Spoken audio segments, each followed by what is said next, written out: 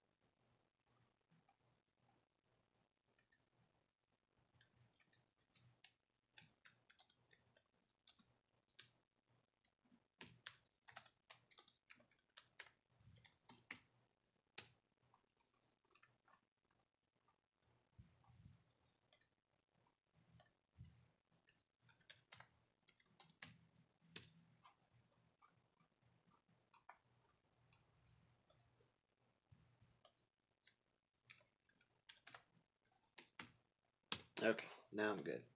So, without further ado, today I will be reviewing a fantastic sequel, one of my favorite sequels of all time.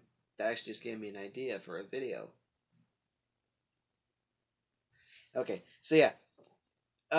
In my opinion, is better than its predecessor and potentially is the best of the series.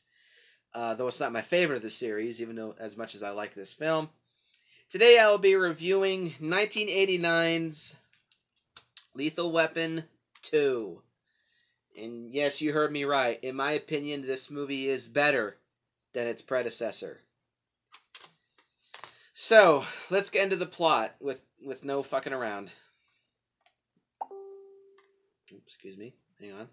Alrighty, so 2 years after the events... Sorry, my thing is wobbling around. Okay, so 2 years after the first film, Martin Riggs and Roger Murtaugh, once again played by both Mel Gibson and Danny Glover, are pursuing two suspects throughout the LA city at night, which ends in two of the suspects escaping in a chopper, firing on police with MAC-10 submachine guns, and one of them flipping over a car and crashing into a shop where it's discovered that they're actually transporting an illegal shipment of gold Krugerrands. Krugerrands being a form of... They're gold coins, essentially, that represented apartheid. I'll explain that in just a minute. I'll explain it now. Apartheid was essentially... it was a system of institutionalized racial segregation that existed in South Africa from 1948 until the early 90s. It was essentially South Africa's version of what we had in the 60s. It was basically, and what got rid of it was essentially South Africa's civil rights movement. So the Afrikaner, or however you pronounce it, Afrikaners, I guess I'll call them. Apologies for possibly butchering that name.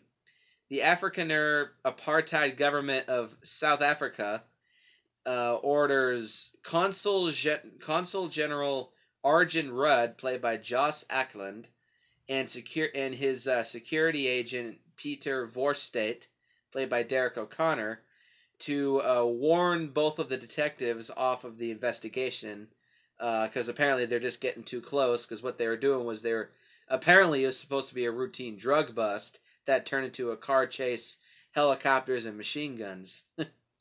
So obviously they stumbled upon seemingly something that they've bitten off more than they could chew. And after a home invasion, which is their warning to Murtaugh and warn him to back the fuck off.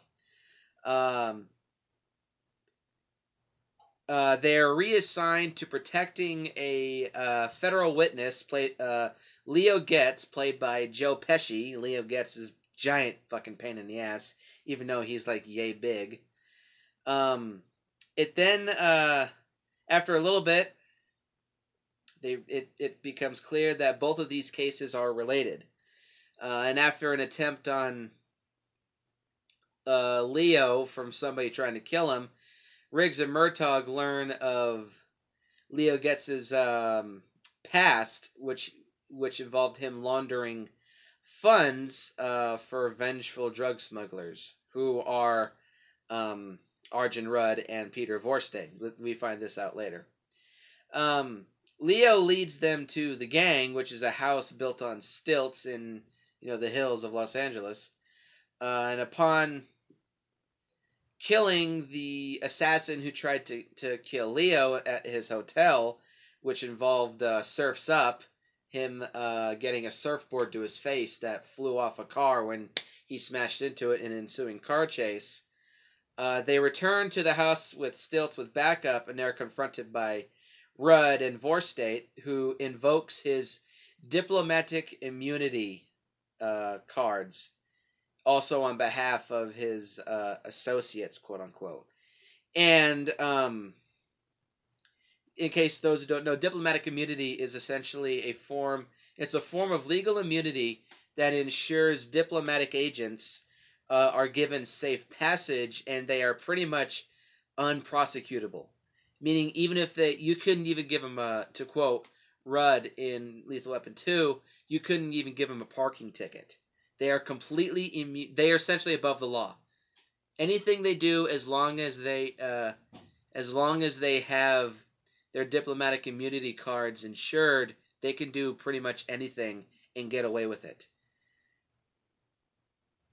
It's kind of bullshit in my opinion, but whatever.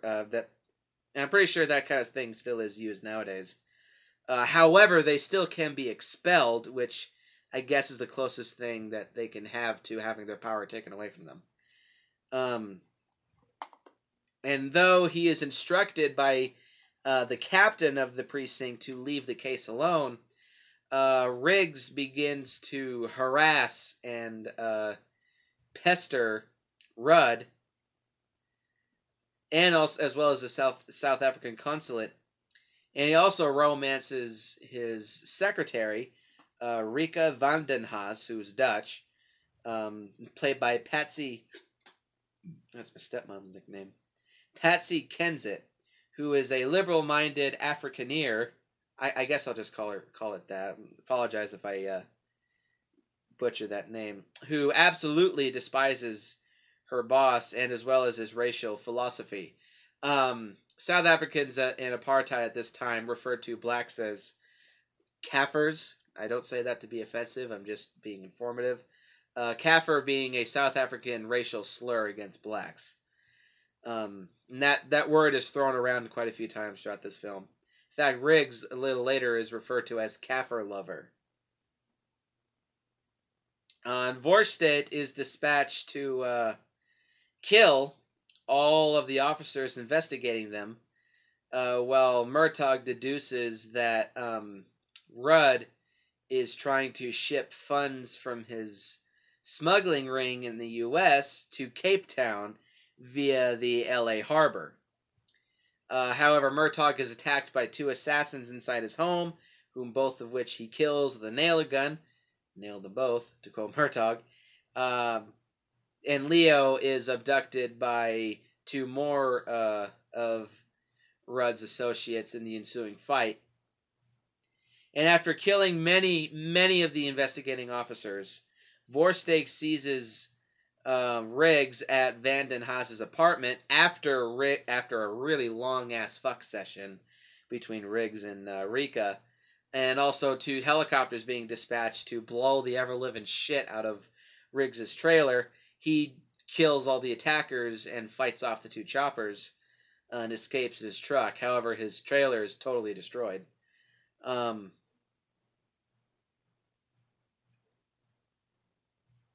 He also tells Riggs, after he is abducted at Rika's apartment, that he actually was responsible for the death of Martin's wife, Victoria, in a bad assassination attempt on Riggs back when he was a narcotics agent, before he met Murtaugh. He does unfortunately drown Rika, but a pissed off Mel Gibson is something you would want to run away from. In this movie, it is disclosed that Riggs actually has a loose shoulder, meaning that he dislocated his shoulder at one point in his life, and people with a loose shoulder, they can willingly dislocate their arm whenever they want. It does still hurt, and they have to resort to smashing it against a hard surface in order to put it back in, which also does hurt. So he dislocates he's put in a straitjacket and chained and tossed into the harbor. However, he dislocates his shoulder and manages to escape his bonds and kill the two dudes who were handling him. All the meanwhile, he had a dislocated shoulder while killing him. He phones Murtaugh while he's, just absolutely pissed off, and tells him that, I'm gonna track down these fuckers who killed my wife and my girlfriend and pretty much all my friends except you on the force, and also to avenge his wife and his friends. And at first Murtaugh says, no, don't do it. We don't have the authority. But then he realizes he's not going to stop, and I'm not going to abandon my friend. So he gives up his badge to aid Riggs. And after rescuing Leo and destroying the Stilt House, Riggs and Murtaugh head for a ship called the Alba Varden, which is Rudd's freighter, which he uses to smuggle his money, docked in the port of L.A. And as the South Africans prepare their getaway with hundreds of millions of dollars of money, Riggs and Murtaugh shows up. And while investigating a guarded 40-foot container, Riggs and Murtaugh are locked inside by Rudd's men, and they break out of the box using a car that was inside of the box, scattering 2 pallets of Rudd's money into the harbor. It was a shame. It was about millions of dollars and $1,000 bills. And Riggs and Murtaugh engage in a very entertaining firefight aboard the Alba Varden before they separate to hunt down Rudd and Vorstedt. And Riggs confronts and fights Vorstedt hand in hand, while he has a knife stuck in the back of his thigh, which the fight ends with Riggs stabbing Vorstedt with his own knife. And as Vorstedt is about to shoot him as he walks away, Riggs flips a switch and causes another container to fall, crushing Vorstedt in the process. Just flattens him like a pancake. First time I saw that, I was just like, I was stunned. I just did not... I was about as stunned as seeing that rock in Dogora fall down from the sky and crush all the gangster bad guys in the film. Anyway, however, Rudd retaliates by shooting Riggs in the back multiple times, and Murtaugh shows up yelling at him, "Drop it, asshole!" However, Rudd goes, "Diplomatic immunity." He didn't actually do this, but that's essentially what he's saying. However, Murtaugh chooses to ignore this and fires one shot from his 4-inch Smith & Wesson pistol, scoring a headshot, killing him, uttering the phrase, "It's just been revoked." One of Murtaugh's most badass scenes in the entire series. And the film ends with Murtaugh tending to Riggs, and the LAPD shows up, bringing an ambulance along, of course, thus ending the film on a pretty good note. So how about this plot? Well, I was very surprised on the route that they took in making this a sequel to Lethal Weapon, because initially a lot of people I'm sure thought that this movie's kind of sequel proof, but turns out no, it's not. And damn, is this one hell of a good sequel. And I also like that this is probably the only movie that I've seen where its subject matter is essentially an anti-apartheid message. It's very, very subtle. There is a scene at the South African consulate where there are protesters around the place saying, all of them having signs that all say, end apartheid now.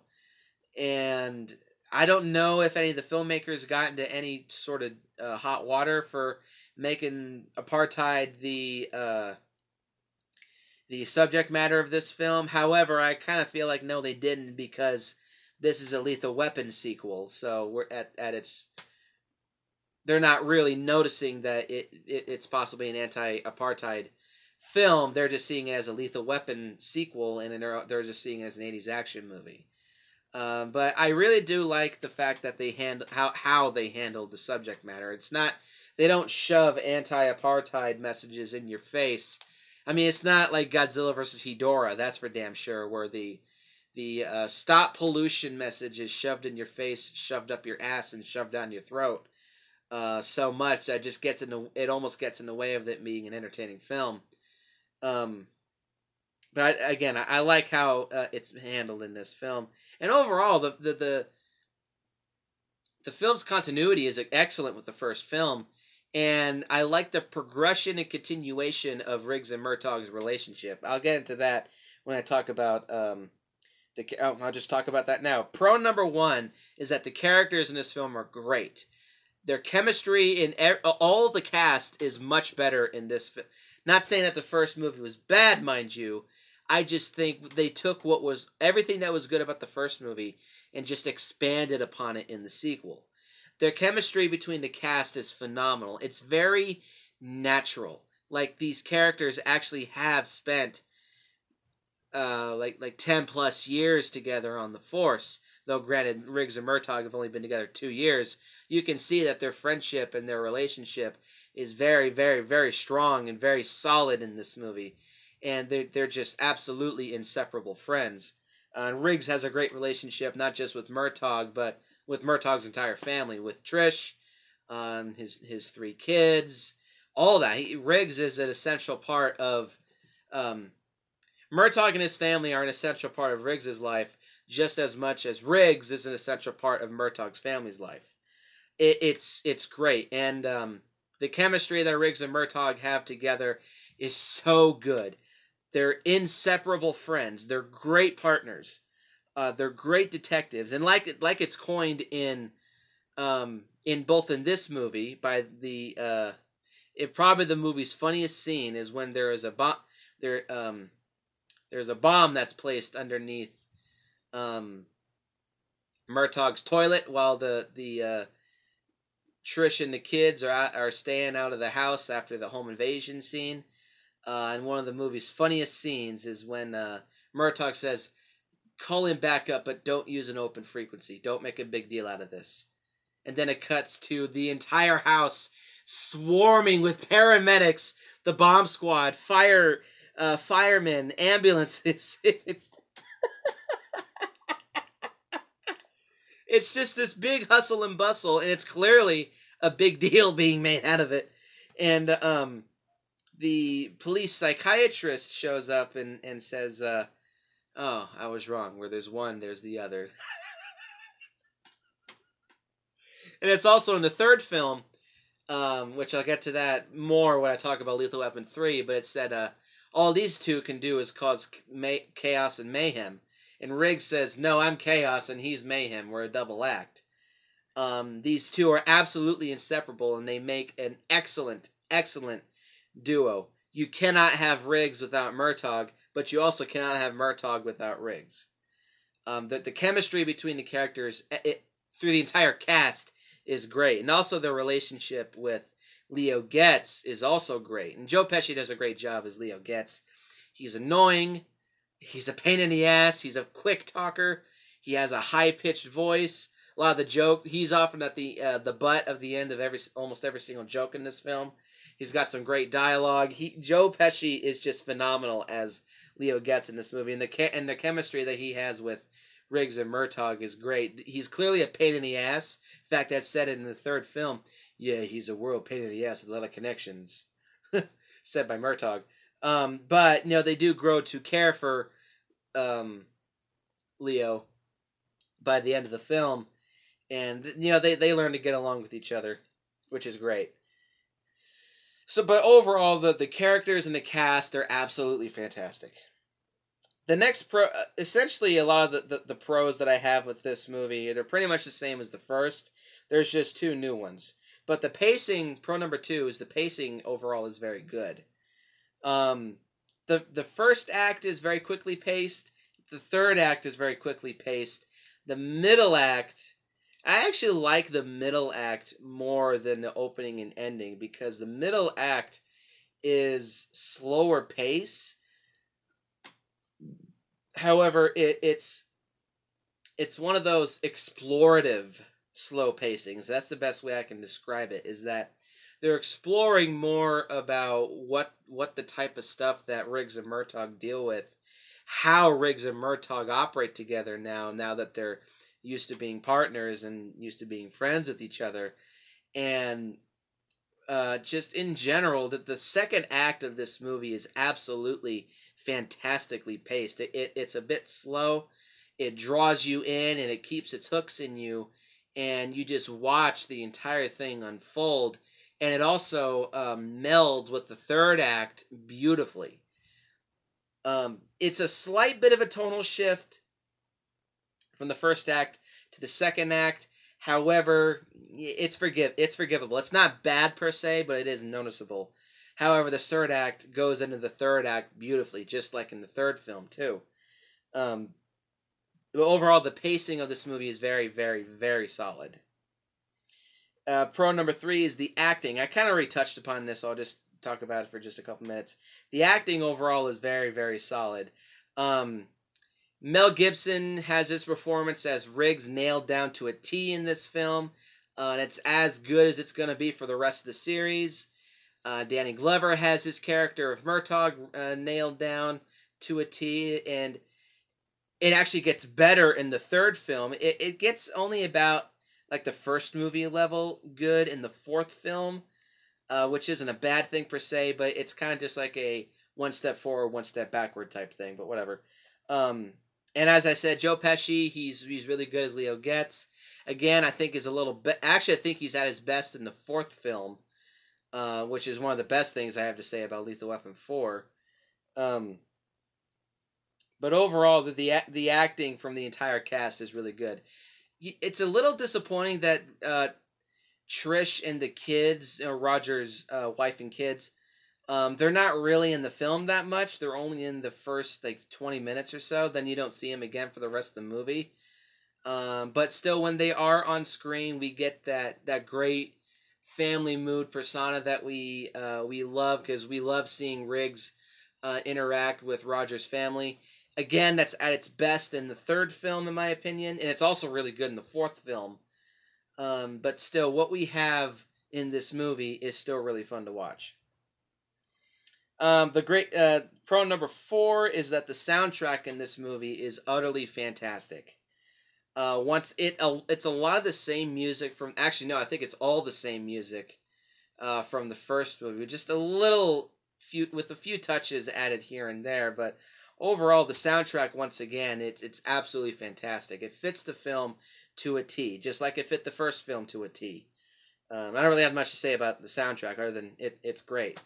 Pro number 5 is that the humor in this movie I actually think is a little better in this movie, because Riggs and Murtaugh have Joe Pesci to play on. Now, Joe Pesci is much more well known for his comedic roles. In fact, I think in every movie that he's in, he's playing a funny character. Whether it be his character from Tales from the Crypt, Harry from Home Alone 1 and 2, Leo Getz in Lethal Weapon 2, 3, and 4. I even think he's kind of funny in Goodfellas, too. I think Goodfellas was the movies he was in. Any movie that he's in, Joe Pesci is playing a funny character. And it's no different in this movie. Though I think this isn't his best film that he's in, but it's a very solid start to his character, and the funny ass shit that he does in this movie. It's amazing. And watching Riggs and Murtaugh have to deal with him, it's really fucking funny. Riggs and Murtaugh like to speak in unison towards towards Leo. Like two examples is and this happens in the third movie too. When Leo says, "You think I could get a gun on this?" Leo and or not Leo, Riggs and Murtaugh both say, "No." That happens in the third movie too. And they're often telling Leo to shut up. And two examples is during the car chase with Leo's assassin from when he gets the surfboard shoved in his face. Leo and Murtaugh are in his station wagon / police vehicle, chasing after Riggs in a tow truck. Leo is talking 1,000 miles a minute. And Roger just finally gets enough, and he says, "Leo, will you shut the fuck up?" And there's another scene where this becomes a running gag for Leo's character. Is at night when they go out, they have a drive-through for Subway, which I had no idea Subway restaurants had drive-throughs back in the 80s, but whatever. This is the first of "they fuck you with this" conversation. In this movie, it's "they fuck you with the drive-thru, okay? They fuck you with the drive-thru. They know you're gonna be miles away. They give you the wrong order, and that's when you realize you got fucked. Who gets fucked? Oh, Leo gets fucked."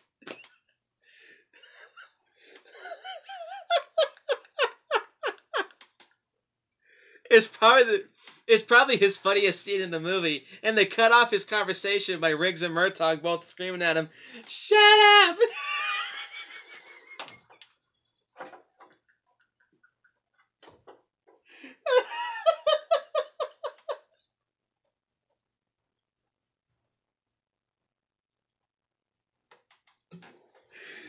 Oh shit! Oh. And another running gag, and this is only a Lethal Weapon. This is only a Lethal Weapon 2. Is the destruction of Trisha's brand new car, which is a station wagon that becomes Murtaugh's police vehicle. And throughout the film, it just gets destroyed. Like in the opening car chase of the film, the windshield gets knocked out, the front bumper gets knocked off, and it gets scratched as shit along, I think it's the left side of the entire car, and the entire time is Murtaugh is just shitting himself over the brand new car being destroyed. "This is my wife's brand new car. You just shut out my brand new windshield." Not one scratchy here. "Hey, Riggs, you're scratching up the side of the car. God damn it!" And when the bumper falls off after crashing into another car, fuck! That's his reaction. Fuck! And later in the movie, one of the car doors gets broken off by Leo opening it in traffic, and the car smashes into the car and breaking it off. And just watching Murtaugh suffer while this car is destroyed is so fucking funny. Overall, this movie's humor is so much better than the first movie. Again, not saying that anything that I'm talking about this movie in the first movie was bad. I'm just saying everything that... This is like what Austin Powers, The Spy Who Shagged Me, is to the first Austin Powers film. The first movie is good. It's just the sequel takes everything that was good about the first movie and expands upon it, just like with Lethal Weapon 2. And just overall, the film's humor is much, much better in this movie than it is in the first. And pro number 6 is the action scenes in this movie are also very, very good. They're about as good as the first movie, though I think there's a little bit Or I don't know. Let's see. There's the opening car chase. There's the second car chase with Leo's would-be assassin.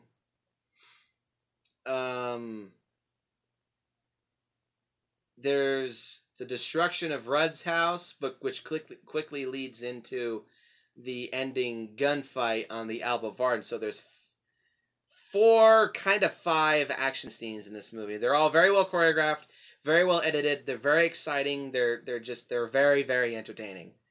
The film's action is really fun. Now here's the 2 new pros. Pro number 7 is the plot twist about the death of Riggs's wife. I did not see this coming when I first saw this movie whatsoever. I really, really did not see this coming. Now, again, I watched the first 3 Lethal Weapon movies backwards. I watched the third movie first, then the second movie, then the first movie. And my grandmother refused to spoil anything about these movies, who I watched with at the time. And I was absolutely blown away when it's found out that this piece of shit dude, played by the Vorstedt guy, this slimy sack of shit is the guy who is responsible for killing essentially the love of Riggs's life and changing his life forever. I really did not see that coming, and I was absolutely blown away. And after, I guess I shouldn't have done this because of the subject matter, but I was saying, okay, you surprised me. Well done. The plot twist on Victoria's death was very, very well executed. I really did not see that coming. I was very impressed with that. And pro number 8 is that the tone of the movie overall is very good. It is a mishmash of different tones. However, they're sewn together in such a perfect string that it's, in my opinion, is flawless. The first half is relatively light but also serious. It's standard police, or not really standard, but 2 partners protecting a witness type scenario, protecting him from danger.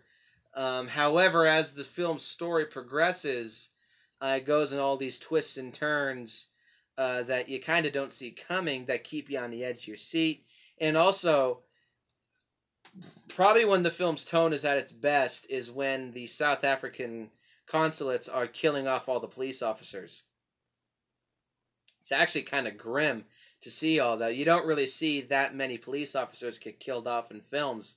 The only other time where I could think of is, oddly enough, in the 7th Saw movie, when one of John Kramer's apprentices goes on a killing spree in his police department to cover up the fact that he is a jigsaw killer. But other than that, I've never seen this. Oh, and also the big iconic shootout in the first Terminator film. But outside of those 2 scenes, and also Lethal Weapon 2, I've never seen this much widespread death in police in my life.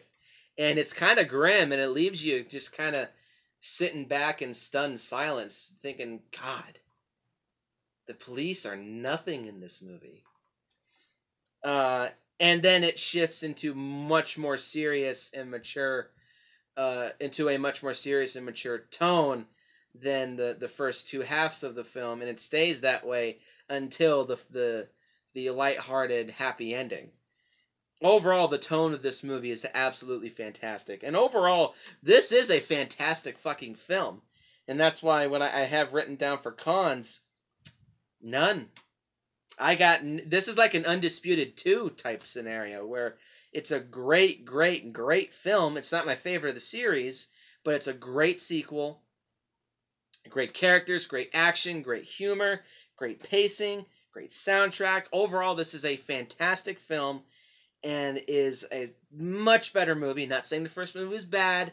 It's just everything that was good about the first movie is just better in the second movie. Which is why I'm going to I'm going to give Lethal Weapon 2 a perfect score of a 10 out of 10. Fantastic sequel. One of the greatest sequels ever made. Is definitely, you cannot say that this movie does not suffer from the sequelitis formula, being just copy the first movie but try to do it better. This movie does not do that. It progresses the story, it explores upon the characters, and introduces new concepts and introduces new characters to the series, one of which will be a staple of the series from here on out, that being Leo Getz. I just realized it kind of is like Austin Powers in that sense. And also like Undisputed 2 with Boyka. So with all that said, a perfect 10 out of 10 rating. Lethal Weapon 2, go out and see it. So, look forward to the next video as I review... Let's see, what am I reviewing next time? I think it might be The Gallows, unfortunately. Which I don't want to fucking watch. I really don't want to fucking watch.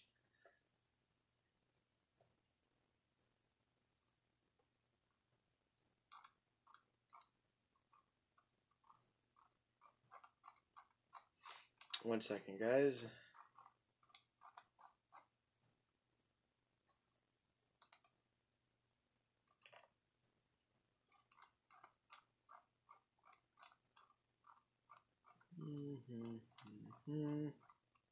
Oh, here it is. Okay, so after Lethal Weapon 2... Oh, it's Abraham Lincoln Van... Okay. So look forward to the next video where I re-review a classic... Not really, but in my opinion it's classic. An oldie from my very, very early days.